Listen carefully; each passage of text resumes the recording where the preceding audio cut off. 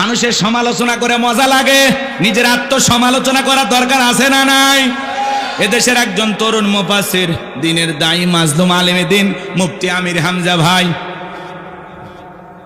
একটি সংবাদ সম্মেলন বা সাংবাদিকদের সাথে মত বিনিময় করতে গিয়ে জবানের জড়তার কারণে হোক অথবা নিজের অসতর্কতার কারণেই হোক একটু 19-20 করে উনি কথা বলে ফেলে দিয়েছেন যে নবী হলেন সংবাদবাহক, বার্তাবাহক, সেই হিসাবে নবীও সাংবাদিক ছিলেন। এই কথা বলার কারণে সোশ্যাল মিডিয়া জুড়ে এত সমালোচনা। আমরা বলতে চাই নবীর ক্ষেত্রে নবীর সম্মানের দিকে তাকায়া এমন শব্দ চয়ন করা ঠিক না যেটাতে রাসূলের সম্মান ছোট হয়, খাটো হয়। কথা বলেন ঠিক কিনা? এই ব্যাপারে তিনি হয়তোবা একটু ভুল করেছেন। আমার গতকালকে আমি আলোচনা শুনলাম, আমির হামজা ভাই চুয়াডাঙ্গা জেলার এক মাহফিলে যায় উনি প্রকাশ্যে বলতেছেন যে আমি হয়তোবা জবানের কারণে এই কথাটা একটু 19-20 হয়ে গেছে, রসুলের সামনে হয়তোবা একটু বেয়াদবি হয়ে গেছে, আমি আল্লাহর কাছে ক্ষমা চেয়েছি। এমনকি আমি তাহাজ্জুদ পড়ে আল্লাহর কাছে ক্ষমা চেয়েছি, আমার আল্লাহ আমাকে মাফ করে দিতেও পারেন। কিন্তু আপনারা যারা সমালোচনা করেছেন আপনাদের কি হবে? হ্যাঁ, কেউ তাকে কাফের ফতোয়া দিল, কেউ বলে আমির হামজা গাঁজা খায়। আচ্ছা বলেন তো, আমির হামজা কি গাঁজাখোর? এই কথা যিনি বলেছেন বলেন তো উনি কি ঠিক বলেছেন? সমালোচনা হবে গঠনমূলক, সমালোচনা হবে সংশোধনের উদ্দেশ্যে, সমালোচনার ভাষা হবে মার্জিত ভাষা, সাবলীল ভাষা, সুন্দর ভাষায় সমালোচনা করতে হবে। কথা বলে ঠিক কি না? আক্রমণাত্মক ভাষা ব্যবহার করা যাবে না। মাজলুম আলেমে দ্বীন আমির হামজাকে আয়না ঘরে রাখা হয়েছিল। উনি বারবার বলেছেন আমাকে 11 ঘন্টা ঝুলিয়ে রাখছিল উল্টে দিক করে। তাহলে যেই মানুষের উপর এত টর্চার করা হয়েছে, নির্যাতন করা হয়েছে, সে মানসিকভাবে হয়তোবা পুরোটা সুস্থ না। এই জন্য মানুষটাকে যা ইচ্ছে তাই বলবেন। কথা কয় না কে? আল্লাহর পক্ষ থেকে যাদের উপরে ওহী নাজিল হয় আর সেই কথাগুলো মানুষের কাছে, উম্মতের কাছে প্রচার যিনি করেন তাকেই নবী বলা হয়। কথা বলেন ঠিক কিনা? এই অদৃশ্যের সংবাদ যিনি প্রচার করেন তিনি কি নবী? বলেন কি নবী? আজকে এই কথা নিয়ে আমরা যা শুরু করেছি ভাই, এত কাদাছড়া করলে, কাদা ছড়াছড়ি করলে, একে অপরের এত সমালোচনা করলে মানুষ আমাদেরকে কি বলবে? এই জন্য আমরা ঘৃণা ছড়াবো না। কেউ যদি ভুল করে কাছে গিয়ে সংশোধন করার চেষ্টা করব। মুফতি আমির হামজা একজন মানুষ, তারও ভুল হতে পারে, কিন্তু এটাকে নিয়ে কাফের ফতোয়া দিবেন আমির হামজা গাঁজা খায় এগুলো বলে একজন আলেমের সম্মান ছোট করা যাবে না। কথা বলেন ঠিক কিনা? আমার ভাইয়েরা, মুফতি আমির হামজার পিছনে এত সমালোচনা কেন জানেন? মূল কথা হলো, আজ থেকে চিন্তা করবেন কয়েক মাস আগেও কিন্তু তার এত সমালোচনা ছিল না। শুধুমাত্র এমপি পদপ্রার্থী হওয়ার কারণে যে একজন আলেম এমপি পদপ্রার্থী হয়েছে, আল্লাহ যদি বিজয়ের মালা পরাইয়া সংসদ পর্যন্ত চলে যায়, অনেক রামবামের ঘুম হারাম হবে। কথা বলে ঠিক কিনা? অনেক হুজুর পর্যন্ত এটা মানতে পারতেছে না যে আমির হামজা সংসদে যাবে। আরে ভাই আপনিও যান, আপনিও এমপি হয়ে চলে যান না সংসদে, সমস্যা কোথায়?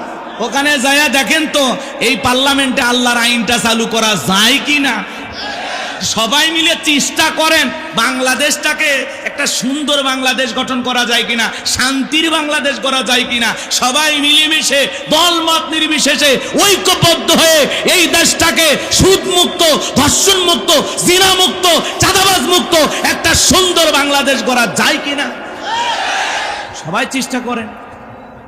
কথা কয় না কেন? আমির হামজার শত্রু বেড়ে গেছে, তাতে কি হয়েছে? যত সমালোচনা করবেন, উনি যদি অপরাধী না হয় কি বলেন, তাতে কি সম্মান কমবে না আল্লাহ বাড়ায় দিবে? আমরা বলতে চাই আমির হামজা ভাইকে, ভাই আরো সতর্ক থেকে কথা বলবেন, কারণ আপনার প্রত্যেকটা কথা এখন রেকর্ড করা হচ্ছে। আর বাতিল শক্তিরা তাকায় আছে যে একটু 19-20 হয়ে গেলে ওইটা দিয়ে 14 গোষ্ঠী উদ্ধার করবে। কথা দেখেন, এই জন্য আমির হামজা ভাই সতর্ক থাকবেন। বিশেষ করে রসুলের ব্যাপারে কথা বলতে গেলে, আল্লাহর ব্যাপারে কথা বলতে গেলে শব্দ চয়নের ক্ষেত্রে অবশ্যই প্রত্যেকটা বক্তা, দ্বীনের দায়ী, মুফাসসিরদের সতর্ক থাকতে হবে, যাতে রসুলের শানে চুল পরিমাণে বেয়াদবি না হয়। কথা বলে ঠিক কিনা? আমরা এটা সতর্ক থাকবো ইনশাআল্লাহ। নবী আমাদের কলিজার টুকরা নবী। কথা বলেন ঠিক কিনা? নবীর সম্মান মর্যাদা কে দিয়েছেন? ওয়া ইন্নাকা লাআলা খুলুকিন আযীম, নবী হলেন পুত পবিত্র মহান চরিত্রের অধিকারী। আযীম আরবিতে এমন একটি শব্দ যার গভীরতা মাপা যায় না, বলেন আল্লাহু আকবার। যে নবী 63 বছরের জিন্দেগিতে একটি মিথ্যা কথা বলেননি, আল্লাহু আকবার বলেন। সেই নবীর সম্মান মর্যাদা আল্লাহ রাব্বুল আলামিন বৃদ্ধি করেছেন। আল্লাহর পরেই যার সম্মান তার নাম মুহাম্মদ রাসূলুল্লাহ সাল্লাল্লাহু আলাইহি ওয়াসাল্লাম। নিঃসন্দেহে আমির হামজা ভাইও রসুলকে কলিজা দিয়ে মহাব্বত করেন। শব্দ চয়নের ক্ষেত্রে হয়তোবা তার ভুল হয়ে গেছে, উনি তাহাজ্জুদ পড়ে আল্লাহর কাছে মাফ চেয়েছেন, আল্লাহ তাকে মাফ করে দিতে পারেন। কিন্তু যারা সমালোচনা করতেছেন, কাফের ফতোয়া দিচ্ছেন, গাঁজাখোর বলতেছেন, স্যান্ডেল পেটা করতে চাইতেছেন, জুতার বাড়ি মারতে চাইতেছেন, তাদের অবস্থা কি হবে? এত বাড়াবাড়ি করা আমাদের ঠিক না, কথা বলে না কেন? আল্লাহ যেন আমাদের হেদায়েত দান করেন। আমরা জানি একে অপরের বিরুদ্ধে সমালোচনা থেকে বিরত থাকতে পারি, আল্লাহ তৌফিক দান করেন। জোরে বলেন আমিন। সম্মানিত ভাইয়েরা আমার, দিল দিয়ে কথাগুলো বোঝার চেষ্টা করবেন বাজান। আমি যে কথা বলতে চাচ্ছিলাম, মুমিন বান্দার 2 নাম্বার গুণাবলী, ওয়াল্লাযীনা হুম আনিল লাগবি মুরিদুন।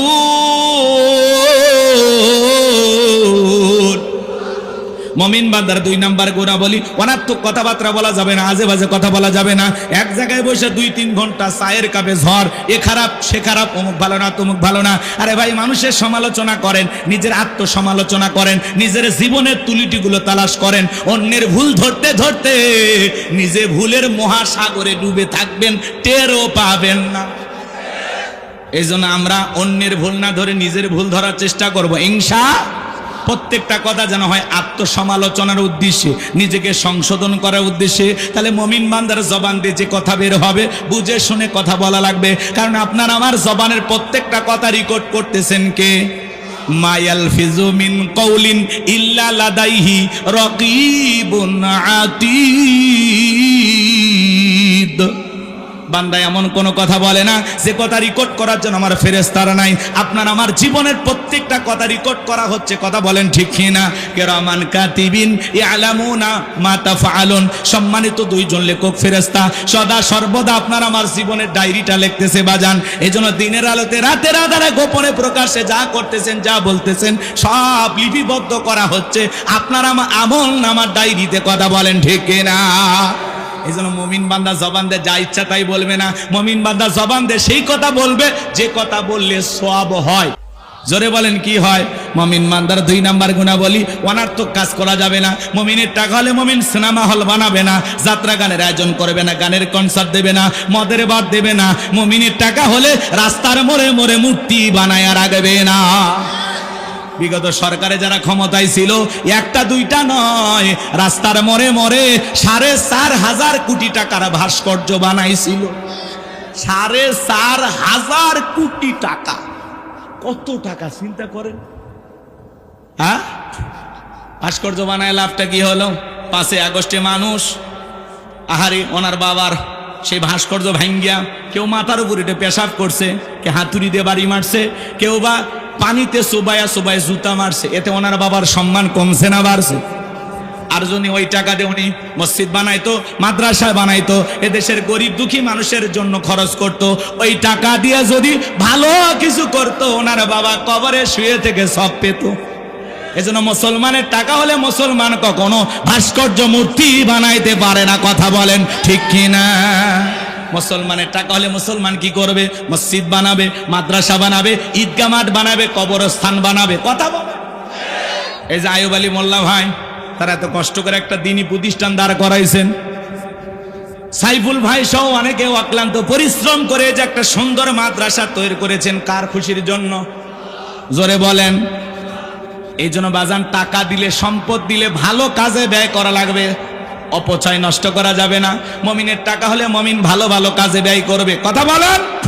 রাস্তার মোড়ে মোড়ে লেখে রাখেন সুবহানাল্লাহ, আলহামদুলিল্লাহ, আল্লাহু আকবার, লা ইলাহা ইল্লাল্লাহ। যত মানুষের চোখ পড়বে রবের তাসবিহ পাঠ করবে, যে লিখে রাখবে তার আমল নামায়ও সব যাবে, যে তিলাওয়াত করবে তার আমল নামাতেও সব লেখা হবে। পারবো তো ইনশাআল্লাহ? যুবক যারা আছো, রাস্তার মোড়ে মোড়ে, বিদ্যুতের খুঁটিতে খুঁটিতে, বিভিন্ন জায়গায় এগুলো লিখে রাখবা। আল্লাহ আমাদের বুঝ দান করেন, জোরে বলেন আমিন। মুমিন বান্দার 2 নাম্বার গুণাবলী, অনার্থক জিনিস কান দিয়ে শ্রবণ করা যাবে না। এই কানে ইয়ারফোন লাগায় গান শোনা যাবে না। রূপবানে না আছে কোমর দোলাইয়া, আল্লাহর ফেরেশতারা কবর নিয়ে পিটাবে ঝোলাইয়া ঝোলাইয়া। সিরাজগঞ্জের এক যুবক কানের ভিতর ইয়ারফোন লাগাইয়া রেল লাইনের উপর দিয়ে হাঁটে যাইতেছে, ট্রেনে এসে ধাক্কা মেরে 3 টুকরা করে ধুয়ে গেছে। মরার পরেও কানের ভিতর ইয়ারফোন লাগানি ছিল। কয়েকদিন আগে দেখলাম একটা ছেলে টিকটক করতেছে, ট্রেনের আগে যায়, বোঝেন নাই, ট্রেন আসতেছে, ও আগে যায় 2 পকেটে হাত দিয়ে হেঁটে যাচ্ছে সুপারস্টার সাকিব খানের মতো। এমন ভাব নিয়ে যখন হেঁটে যাচ্ছে, ট্রেন এসে ধাক্কা মেরে উল্টে ধুয়ে গেছে। পরে দেখলাম এই যে প্যান্ট চেনেন আপনারা, জিন্সের প্যান্ট পরছে, ওই জায়গায় মনে করেন পিছনের কাপড় ছিঁড়ে আর কি দেখা যাচ্ছে আর বলবো না। কি হলো তোর টিকটক করা ভাই? রেল লাইনের সামনে যায়, ট্রেন আসতেছে, দাঁড়াইয়া টিকটক করতেছে, ট্রেন এসে ধাক্কা মেরে ফেলা দিয়ে গেছে, প্যান্ট ছিঁড়ে পিছনের জিনিস দেখা যাচ্ছে। কথা কোন ঠিক কিনা? এরকম পাগল ছাগল আছে না নাই? রেল লাইনে যায়া কানের ভিতর ইয়ারফোন লাগায়া পা এরকম করতেছে আর গান শুনতেছে। ট্রেন আসতেছে, টের পাইতেছে না, কানের ভিতরে খালি ধুম ধুম ধুম আওয়াজ। ও ট্রেনের শব্দ আর শোনেনি। ট্রেন এসে বলতেছে ঠিক আছে থাকেন, ও একের ফিসে থুয়ে চলে যায়। কথা কোন ঠিক কিনা? তাহলে যুবক, এই কান আল্লাহ গান শোনার জন্য দেয় নাই। হক্কানে উলামা ইকরামদের বয়ান শুনতে হবে, ইসলামী সঙ্গীত শুনতে হবে, কোরআন তেলাওয়াত শ্রবণ করতে হবে। এই কান দিয়ে ভালো ভালো কথা শ্রবণ করা দরকার আছে না না? তাহলে মুমিন বান্দার 2 নাম্বার গুণাবলী, জবান দিয়ে সে কথা বলবো যে কথা বললে সব হয়। সমাজে সেই কাজ চালু করব যেই কাজ চালু করলে সব হয়। এই কান দিয়ে সেই জিনিসগুলো শ্রবণ করব যেগুলো শুনলে সব হয়। এক কথায় সব আছে যেখানে, সব আছে যেখানে, গুনাহ আছে যেখানে। আল্লাহ পাক আমাদের সবাইকে গুনাহ মুক্ত জিন্দেগি দান করেন, জোরে বলেন আমিন।